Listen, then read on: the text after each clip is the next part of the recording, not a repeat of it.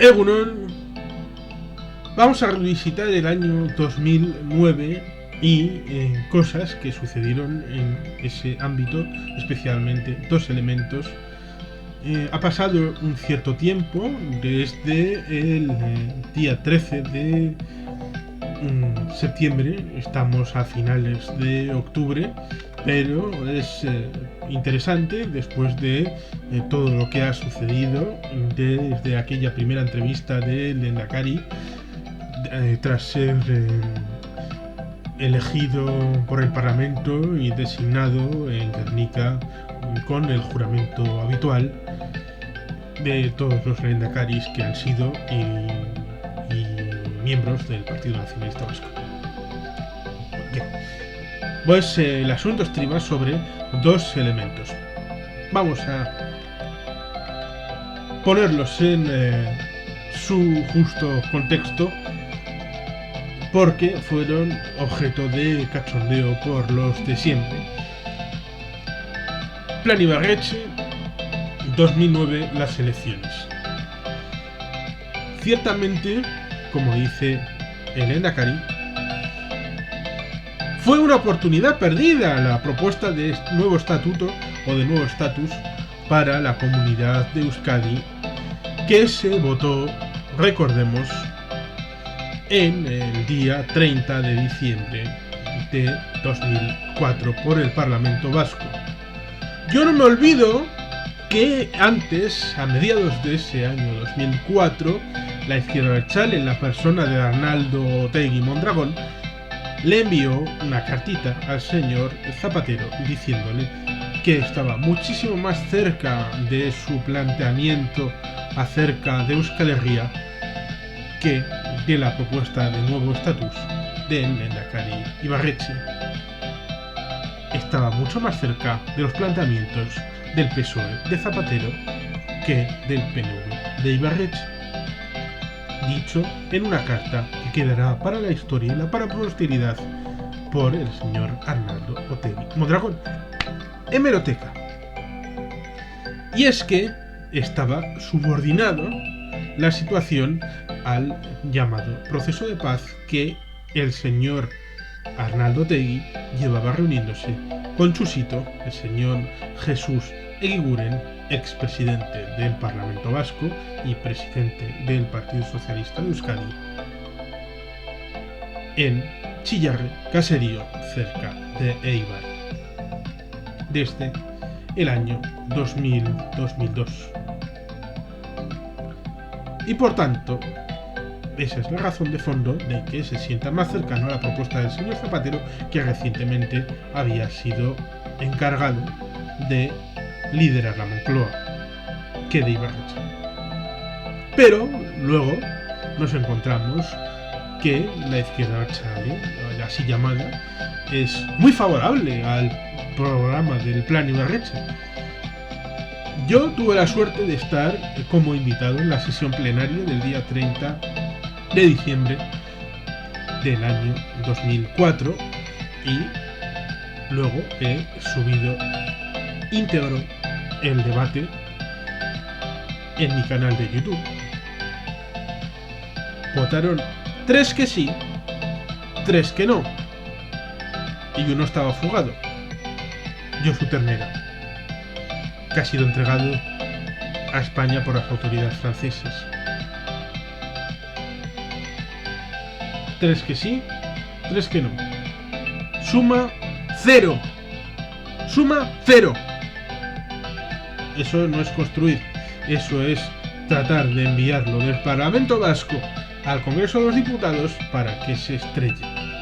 Y es lo que pasó, porque no fue considerado la admisión a trámite, y ese fue el problema, la oportunidad perdida, porque muchos elementos que luego fueron metidos de rondón por el Tribunal Constitucional en problemas por el Estatuto de Cataluña están hoy vigentes. Son otros estatutos, como el andaluz, en copia literal de las propuestas del Estatuto catalán.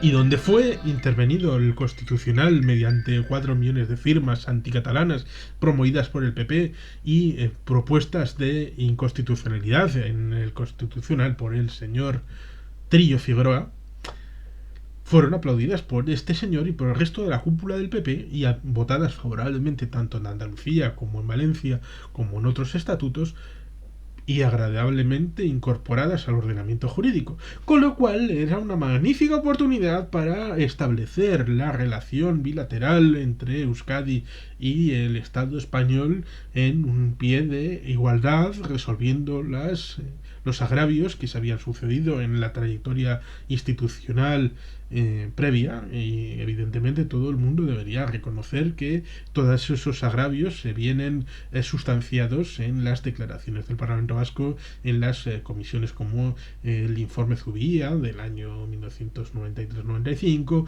la comisión que hizo parte el Lehendakari Ibarretxe luego en el año 1995 con otro informe, y luego la comisión de autogobierno para la actualización que se dio en el año 2001, que pasaron un montón de ponentes para establecer y fijar cuál era la situación concreta del autogobierno vasco, bases sobre la cual se cimenta la propuesta del nuevo estatuto del Parlamento Vasco, que votó favorablemente ese día 30 y que fue rechazada a trámite en febrero del año 2005.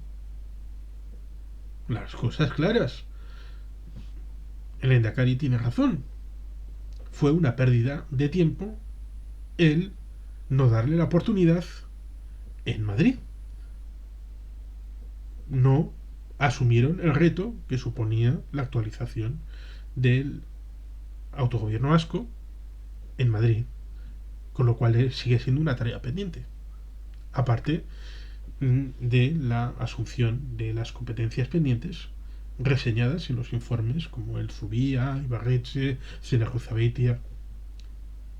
Tiene razón, fue una oportunidad perdida, una magnífica oportunidad perdida, porque nosotros hicimos nuestra parte y el Estado se negó a hacer la suya. Y la izquierda abertzale aportó muy poco. Lo otro, 2009, desbancados por la izquierda abertzale, porque la izquierda abertzale decidió votar nulo. Es cierto, la izquierda abertzale decidió votar nulo, decidió votar a una candidatura que sabían que no iba a salir y que no iba a permitírsele que participara. ¿Por qué? Pues en cierta medida ya sabían por qué.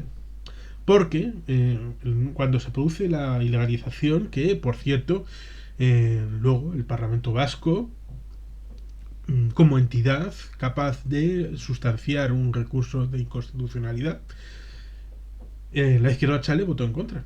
Arnaldo Otegi Mondragón votó en contra de que el Parlamento Vasco sustanciara un recurso de inconstitucionalidad a la ley de partidos y a la ilegalización de Batasuna en 2003. Es decir, o estaban metidos en la ideología y en el dogma de tal manera que querían ser los únicos que lucharan por sus derechos sin que les ayudara nadie, que les estorbábamos. De ahí se entiende que cuando se propone la disolución del grupo de Socialista Abertzale, porque cambiaron el nombre para decir que son otros, a pesar de que el fiscal ya había hecho un informe previamente en los años previos en los que la posición quedaba clara de que no se podía hacer eso, el propio fiscal se desdice de sí mismo y trata de presionar para que se haga sí o sí la disolución del grupo, y cuando no se hace en la mesa, que en teoría son decisiones colegiadas, pero se va contra unas personas sí y otras no, cuando se debería de haber ido contra toda la mesa, el señor Atucha, presidente del Parlamento, defendiendo la institucionalidad más que a las personas concretas y a los grupos concretos, porque una vez puede pasar al grupo de estos, pero luego pueden venir para aquel grupo de allá, cuando pudieron, en las siguientes elecciones, y el grupo mayoritario era el Partido Nacionalista Vasco, no le votaron para presidente de la Cámara. Y curiosamente, el candidato de Eusko Alkartasuna para participar en la mesa tampoco fue votado por EHK. ¿Quién eran EHK? Buena pregunta. ¿Eran las Necanes? ¿Y quién eran las Necanes? Después de la ilegalización, en 2003, en las siguientes elecciones ya no podrían participar Batasuna o Ribatasuna o cualquier connivente con las siglas de Ribatasuna. Con lo cual hubo una presentación de una candidatura para las elecciones del Parlamento Vasco de 2005 que se llamó Aukera Guztiak, que era el pie para ilegalizarla y que todo el mundo quedara tranquilo. Pero yo ya para el Aberri Eguna de ese de 2005 había investigado, y si yo investigué y fui capaz de llegar a esa conclusión es porque cualquiera podía haber llegado a esa conclusión, que esa candidatura con ese sello en la sede donde ponían y todo aquello, y la candidatura, los nombres y todo eso, eran ellos. Eran ellos. Y les dejaron. ¿Por qué les dejaron? En cierta manera, porque el cálculo electoral era que si lo hubieran dejado fuera de juego, la mayoría artificial, por llamarlo de alguna manera, cuando se produce la separación de una parte del cuerpo electoral, el reparto de lo que deja hueco es como cuando metes o sacas una cabeza de oro en una piscina, ya saben, Arquímedes. Eso que tuvo tantos problemas el señor López para en la primera entrevista, bueno, cosas mías. Bueno, pues deja un hueco y se cubre porque el poder aborrece el vacío. Y se hubiera llenado con una mayoría artificial del gobierno vasco de Ibarretxe. El tripartito de PNV, Eusko Alkartasuna y Ezker Batua habrían tenido mayoría absoluta en el Parlamento Vasco y eso no se podía permitir en 2005. En tanto en cuanto el señor Zapatero, en el verano, en agosto de 2004, en la casa de el señor Pedro J. Ramírez, lo reconoce en su libro de memorias José Bono, ya había dicho, le había prometido que a las primeras de cambio que fuera posible iban a perfeccionar la alternativa del señor Redondo y Mayor Oreja de 2001, pero como los datos no daban, en 2005 pues no fue posible perfeccionar, pero claro, perfeccionarla desde el liderazgo del Partido Socialista y que el que fuera rebufo fuera el PP. Claro, es que si no, no tiene gracia para el Partido Socialista. Bueno, pues hicieron eso. Luego tenemos la propuesta de paz del año 2006, 2005-2006, que se cristaliza en un acuerdo sucinto en el que se permitió la participación de las candidaturas de ANV. ¿Quién diría que antes de la recomposición de ANV como alternativa electoral había un grupo de euskonazis intentando presentar una candidatura a través de la pantalla de ANV en Barakaldo y Portugalete? Pero supongo que en esas gestiones con el señor Berasaluce, secretario general de ANV, pues luego se metió por medio el transatlántico de la izquierda Berchale de nosotros nos quedamos con esto, que para eso son los nuestros. Y bueno, pues se pudieron presentar allí donde tenían una gran importancia y no les dejaron donde no tenían una gran representación y no les molestaba no presentarse. Simplemente hay que ver pueblo a pueblo las candidaturas donde sí pudieron y donde no pudieron. Donde sí pudieron era donde tenían poder o podían joder al Partido Nacionalista Vasco. Así de sencillo. En 2007. Y tenemos en cuenta que hubo negociaciones en Ginebra en plena campaña electoral. Cosa que denunció, por cierto, Josu Jon Imaz. Todo el mundo de la izquierda Berchale se descojonó de Josu Jon Imaz y tenía razón. ¡Tenía razón! Josu Jon. Las cosas hay que dejarlas claras. Tenía razón. En eso y en otras muchas cosas. Acerca de la izquierda Berchale. Y llegamos a 2009 y la mayoría absoluta artificial era favorable a los del PSOE y del PP. Con lo cual, y además, recuerdo haber escuchado en las Ricos, en esas elecciones del día 1 de marzo del 2009, que daba igual Ibarretxe que López. Da igual. Total, si ya tienen un acuerdo hecho, que es lo que dijo Eusko Alkartasuna. Curiosamente. Con lo cual, no es aquello de... ¿Qué pretendía Urkullu cuando hizo esas declaraciones en 13 de septiembre del 2020? ¿Pretendía que el independentismo de izquierdas animara a votar al PNV? No, precisamente no. No, al PNV no. A Aralar. A Eusko Alkartasuna. Es tan sencillo como tú puedes presentar gente, bien a través tuyo o bien a través de otros, de otras candidaturas, que se presten a enviar observadores, apoderados, interventores, que estén ahí, o pedirles a los propios beneficiados temporalmente que lo hagan. Voy a votar. Soy votante de la izquierda abertzale toda la vida. Voto y le digo a mi representante o al representante de ella, oye, anota que este es un voto pata negra de la izquierda abertzale prestado, y luego ya hacemos el conteo y cuando hacemos el reparto, que decid que sepáis que de tantos diputados estos son de la izquierda abertzale, porque nos ha votado esta gente.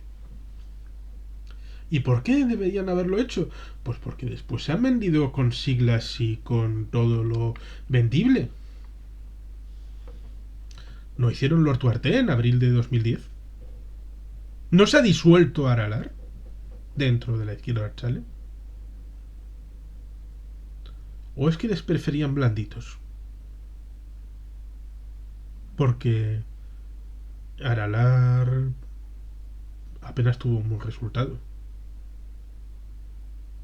Y EA tuvo un diputado.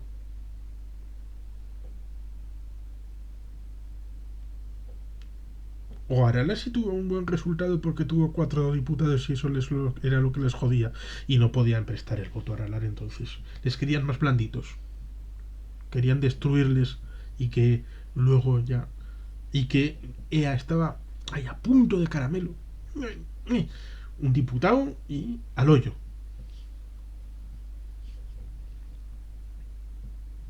No podían haber hecho ese acuerdo que luego dijeron en el año 2011 en Navarra.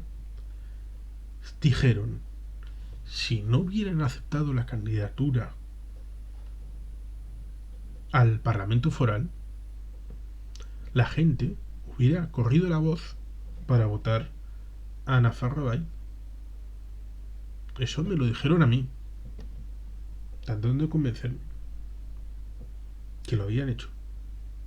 ¿Y entonces por qué no habrían votado a Eusko Alkartasuna en 2009? No al PNV, a Eusko Alkartasuna. Porque querían que desaparecieran del mapa para quedarse con las siglas, como hizo el Partido Socialista con Euskadi Esquerra, pero más baratito. Comprar las siglas y aprovecharse de ellas para enmascarar la legalización de la izquierda abertzale. Cosa que hicieron con el Lord Duarte, con esa alternativa que no se ha presentado nunca a unas elecciones, pero como partido heredero de Ezker Batua y Óscar Matute Díaz de Jalón, como antiguo parlamentario del Parlamento Vasco y representante, y por tanto tenía unos derechos que llevaba a Alternativa a ser un partido considerado pues importante y relevante, y junto a los restos del naufragio de Eusko Alkartasuna en las elecciones de 2007, que fueron en solitario porque digamos que José López Larrinaga y Martín Aramburu, en una comida en Sopela, dijeron que había que ir en solitario a las elecciones de 2007 porque si no, no éramos creíbles para la izquierda de Chale en la vinculación con el Partido Nacionalista Vasco. Y eso que dijeron se cumplió, dejando a Eusko Alkartasuna sin un solo concejal en el Gran Bilbao. Una concejal en Galdacao y un concejal en Vitoria, Anchón Belacorto.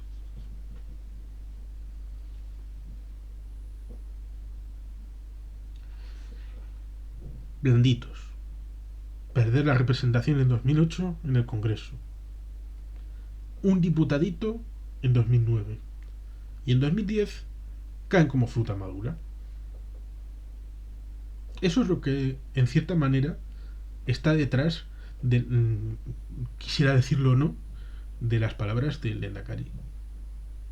Que, como hicieron posible que la mayoría alternativa artificial de PP y PSOE tuvieran mayoría absoluta y ellos descontaron su voto del Parlamento de todas las maneras posibles, y de esta manera impidieron que Eusko Alkartasuna, con Aralar, con Ezker Batua de Mikel Arana y el propio Partido Nacionalista Vasco, con Ibarretxe de candidato, ese al que ahora admiran y adoran.